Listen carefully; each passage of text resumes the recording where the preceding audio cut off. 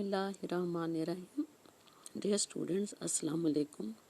उम्मीद करती हूँ कि आप सब खैरियत से होंगे। आज ये हमारा लेक्चर नंबर 9 है, सबक नंबर 11 कदर अयाज का हम आज खुलासा करेंगे।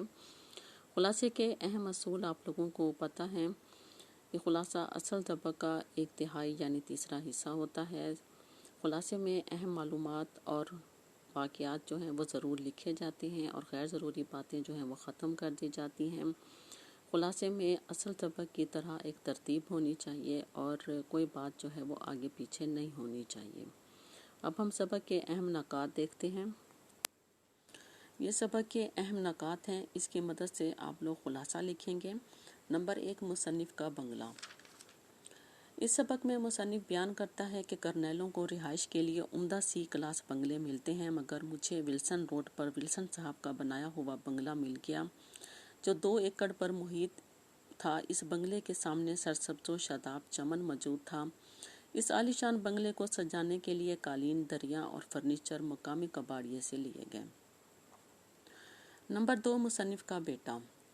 मुसन्निफ़ का बेटा सलीम मियाँ दूसरे करनैल ज़ादों की तरह बैडमिंटन खेलता और शाम होते ही टीवी के सामने जम जाता।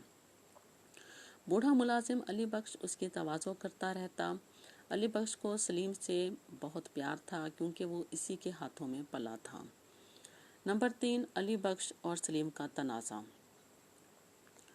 एक रोज़ अली बख्श रोनी सूरत बनाकर मेरे कमरे में दाखिल हुआ। मैंने रोने की वजह पूछी तो उसने बताया कि सलीम मियाँ के दोस्त की अच्छी तवाज़ो न करने पर उसने मुझे गंवार, देहाती और बदतमीज़ कहा है। इतने में सलीम मियाँ भी आ गए। उसने भी अपनी शिकायत बयान की। झगड़ा मामूली सा था। मैंने हंसी हंसी में उन्हें एक किस्सा सुनाना शुरू कर दिया। नंबर 4, देहाती लड़के का किस्सा।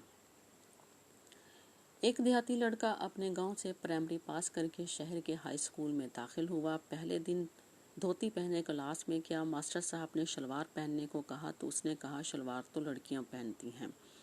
सलीम मियाँ ने पूछा कि वो पतलून क्यों नहीं पहनता था। मैंने बताया कि उन दिनों पतलून बहुत कम लोग पहनते थे। सारे स्कूल में एक सेकंड हेड मास्टर साहब थे जो सूट पहनते थे, तो लड़के उन्हें जेंटलमैन कहते थे। वो शिकार करते करते दिसंबर में शिकार करते करते छोटे चौधरी के गांव में जा पहुंचे। रात हो रही थी तो उसने वहां रहने का फैसला किया। नंबर 5, मास्टर जी की मेहमान नवाजी। लड़के ने मास्टर साहब को जब अपने घर में देखा तो चकरा गया। न जाने मास्टर जी को हमारी मेहमान नवाजी पसंद आएगी या नहीं।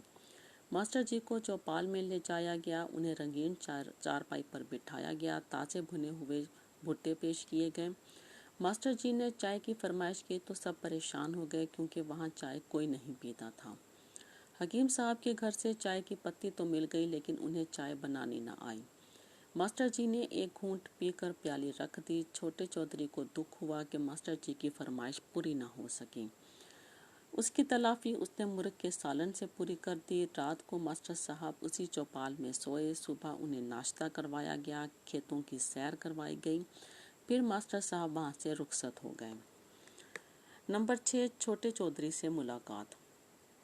सलीम मियाँ ने कहा कि छोटा चौधरी तो क्लास में किसी को मुंह दिखाने के काबिल ना रहा होगा।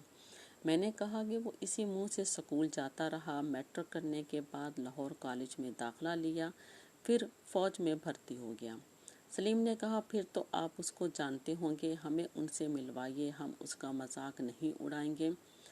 मैंने बाजू फैला दिया और कहा मिल लो। सलीम ने कहा अब्बा जान आप।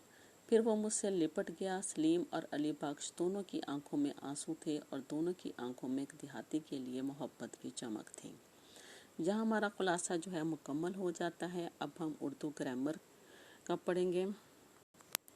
उर्दू ग्रामर में सफ़ा नंबर 105 पर मौजूद कहानी हिरनी की दुआ आप लोगों ने याद करनी है। खुलासा लिखना भी है और याद भी करना है। ओके, अल्लाह हाफिज़।